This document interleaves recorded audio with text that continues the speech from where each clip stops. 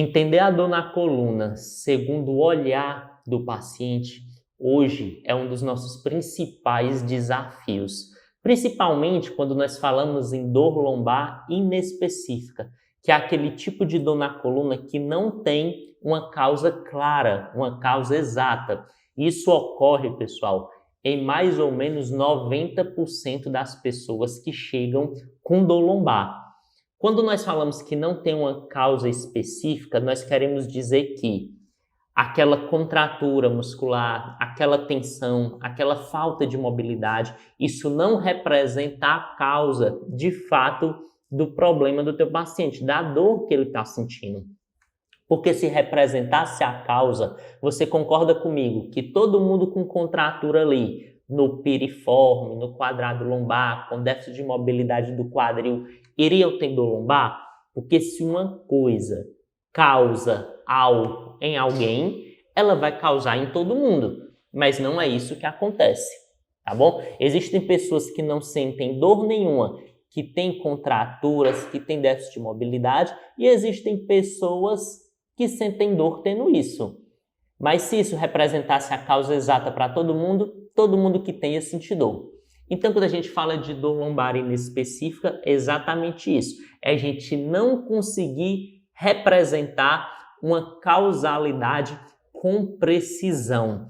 E se já é difícil para o fisioterapeuta entender isso, imagina para o paciente. Porque o paciente, quando ele chega no teu consultório, quando ele está com dor, ele quer saber o que é que está causando a dor. Porque tanto ele quanto nós fomos criados dentro de um contexto que para a gente justificar a causa da dor, a gente tem que ver alguma coisa errada na anatomia, alguma coisa errada na periferia, como esses déficits de mobilidade, essas contraturas, alguma ferida, algum hematoma na pele por causa de uma pancada. Se a gente não vê alguma coisa, fica difícil da gente atribuir alguma causalidade àquele sofrimento do paciente. Só que a gente tem que entender um ponto crucial, principalmente quem tem dor lombar inespecífica, que são a maioria dos casos. É que nem sempre, pessoal, a falta de um achado da periferia vai dizer ali que teu paciente não tem dor.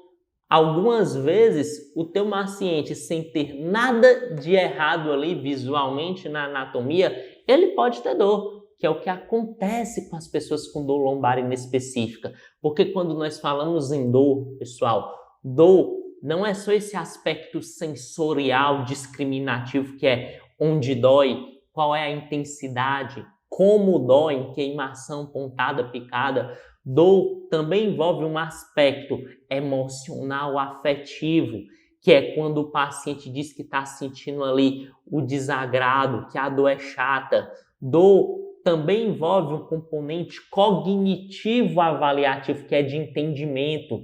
Eu acho que minhas costas vão quebrar se eu pegar e ficar me abaixando muito porque eu estou com dor. Então a gente não separa dor em dor psicológica, em dor emocional, em dor física, porque quando nós falamos em dor, dor na coluna tem isso tudo envolvido, pessoal, é indissociável. A dor ela é multidimensional. Então, a partir do ponto que você entende isso, começa a ficar mais fácil a explicação para o teu paciente, porque para ele ter dor, não precisa necessariamente ele ter alguma alteração na estrutura. Às vezes, alterações de um estado emocional, alterações de um estado cognitivo de entendimento, isso tudo pode ser representado aqui no nosso cérebro, no cérebro dele, como uma ameaça, porque tira o corpo de um estado de equilíbrio. E quando tira o corpo de um estado de equilíbrio, a percepção que vai ocorrer aqui no cérebro vai ser uma percepção dolorosa. Imaginem só, porque eu devo imaginar que está difícil de compreender um pouco, né? Porque nosso sistema todo ele aponta para exames de imagem, que a dor tem que ser representada por uma hérnia, por um bico de papagaio. Então, como é que algo que eu não estou vendo, algo que não está errado na estrutura pode estar causando dor? Imaginem uma idosa, e essa idosa, ela adora ir para a igreja. Quando ela vai para a igreja, ela sente um bem-estar, ela sente um prazer, ela se sente bem. Não precisou ninguém tocar nela para ela ter essa sensação de prazer. O único estímulo que ela teve foi o ambiente igreja.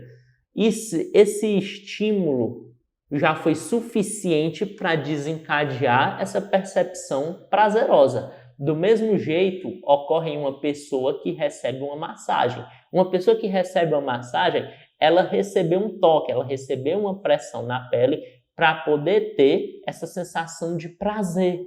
Vocês percebem que ambos tiveram uma sensação de prazer, só que em um precisou ser tocado, precisou a estrutura ser mexida, ser movimentada. Em outra situação, a gente não precisou mexer, bastou a senhorinha ir para a igreja que ela sentiu prazer. Então, com a dor, ocorre do mesmo jeito. O paciente ele não precisa ter uma alteração na estrutura, alguma coisa errada para sentir dor. O contexto, pessoal, também pode fazer com que essa dor inicie, que essa dor desencadeie ou que essa dor até piore. Então, baseado nisso, você já começa a entender que o teu paciente ter dor, ele não precisa necessariamente ter uma alteração ali na estrutura. E isso cabe fortemente dentro dos pacientes que têm dor lombar inespecífica. Você não pode ficar focado só em querer avaliar mobilidade, força, contraturas ali na palpação. A análise tem que englobar diversos outros fatores. Esse paciente, ele costuma sofrer muito, porque como não é achado uma causa específica, ele acaba sofrendo porque diversas associações, diversas coincidências ali são encontradas dentro do quadro dele. Por exemplo, olha, você está com uma contratura, vamos corrigir essa contratura. Você está com a hérnia, vamos corrigir essa hérnia. Só que isso acaba sendo corrigido, só que ele volta a ter a mesma dor de antes ou uma dor até pior. Porque se a gente for falar que uma verdade nua e crua, não era isso que estava causando a dor dele. Porque o que estava sendo analisado era só esse aspecto físico. E a gente não sabe que dor engloba diversas dimensões, não só a física. Os outros fatores, eles não foram levados em considerações, não foram analisados. Quando esse paciente chega para você, eu costumo dividir em 5 coluninhas de perguntas. As primeiras perguntas são sobre aspectos cognitivos, depois aspectos emocionais, sociais, comportamentais e aspectos físicos. Eu passo por todos esses setores para eu tentar entender o que é que pode estar interagindo mais para o meu paciente estar sentindo dor ou estar com aquela dor intensificada. Então, a análise não é para englobar só o aspecto físico, ela tem que abarcar outras dimensões. Deixa eu dar exemplos aqui para vocês. Do aspecto físico. Paciente, sua dor nas costas começou depois de quê? Aí o paciente responde provavelmente para você. Começou depois de uma pancada nas costas. Aí você, opa, o aspecto físico pode estar envolvido. A chance é grande. Então você guarda essa resposta. Vamos agora para o aspecto cognitivo. Paciente, o que é que o paciente entende? Você acha que sua dor nas costas é por causa de quê? Aí o paciente olha, eu vi no exame de imagem, o meu doutor falou que eu tenho uma protusão. Então, por causa dessa protusão, eu não consigo mais trabalhar, eu não consigo mais brincar com meu neto, eu não consigo mais me mexer. Pessoal, uma protusão é um defeito, uma alteração estrutural muito pequena para gerar um estado de incapacidade tão grande a esse ponto do teu paciente não brincar mais com os filhos, com netos, nem de ir trabalhar e querer ficar só acamado. Então a gente já vê que o entendimento dele acerca da situação está desproporcional, porque em ninguém uma protusão gera um estado de incapacidade tão alto. Então você guarda essa informação, que o entendimento dele acerca dessa situação não está coerente. Saímos do aspecto cognitivo, vamos ver agora o aspecto emocional. Paciente, quando você está com dor, como é que você se sente? O paciente, eu me sinto muito triste, eu não sinto mais vontade de fazer as coisas que eu gosto. Pessoal, então isso já mostra que ele está no estado emocional alterado, abalado. Douglas, e para que eu vou querer saber sobre o estado emocional do paciente? Mais uma vez, pessoal, quando a gente fala de dor, dor engloba todas essas dimensões físicas, emocionais, sociais, cognitivas, comportamentais. Uma pessoa que está com dor, você não pode separar em dor física, dor emocional, dor psicológica. Tudo tem que ser avaliado em conjunto, porque isso tudo é o que vai evidenciar, é o que vai direcionar toda a intensidade da dor e o desagrado em relação à dor. Então, você viu que o aspecto emocional dele está abalado? Isso é mais um pontinho, mais uma informação para você guardar. Vamos agora ao aspecto comportamental, nossa quarta coluna. Paciente, quando você está com dor, o que é que você faz? Aí o paciente, físio, eu costumo me deitar, eu não me mexo, porque se minhas costas estão doendo, se eu me mexer, minha protusão, minha hérnia vai aumentar e minha situação vai piorar muito, então eu evito. Olha só, então esse paciente ele tem um comportamento evitador, que é um comportamento que nós chamamos de comportamento de medo e evitação. Esse comportamento, pessoal, ele não é saudável, ele favorece a persistência da dor.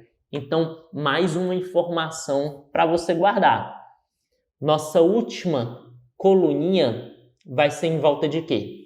A gente já falou de aspectos físicos, de aspectos cognitivos, emocionais e comportamentais. Agora a gente vai para a última coluninha, que é a do aspecto social. Paciente, quando você está com dor, as pessoas que estão ali em volta, perto de você, como é que elas reagem? Físio, elas acham que é uma frescura, que eu estou inventando, que minha dor é de mentira. Você sabe por quê? As pessoas estão pensando isso? Provavelmente elas já passaram por esse quadro de dor lombar e sabe o que foi que aconteceu? Elas não se incapacitaram, elas não sofreram, elas continuaram trabalhando. Então, para elas, a dor lombar inespecífica não representa um sofrimento. Então, se para elas não representa um sofrimento, no entendimento delas, o que teu paciente está sentindo também não é para ser um sofrimento grande, já que elas passaram por isso e não sentiram sofrimento. Elas tiram essas conclusões, o meio social ali que teu paciente vive, através de atalhos cognitivos que analisam ali só a superficialidade do caso, que é o que nós chamamos de heurísticas. E normalmente essas heurísticas, esses atalhos, são atalhos de representatividade. Se para a sociedade não representa um sofrimento grande, então eles não vão acreditar que o teu paciente está tendo um sofrimento grande, que realmente o problema dele é tão incapacitante, porque o cérebro ele funciona muito mais rápido quando ele analisa através de atalhos. Então, analisar através de um mecanismo mais profundo, que é passando por essas 5 coluninhas, é o meio mais complicado, mais trabalhoso.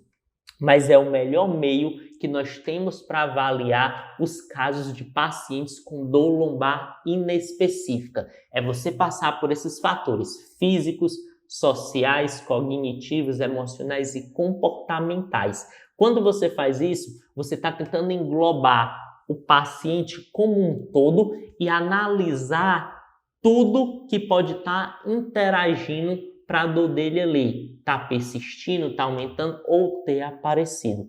Hoje, a literatura científica suporta esse tipo de abordagem, que é uma abordagem que nós chamamos de abordagem biopsicossocial, como a melhor abordagem que tem para a gente avaliar esses pacientes com dor lombar inespecífica, subaguda e crônica.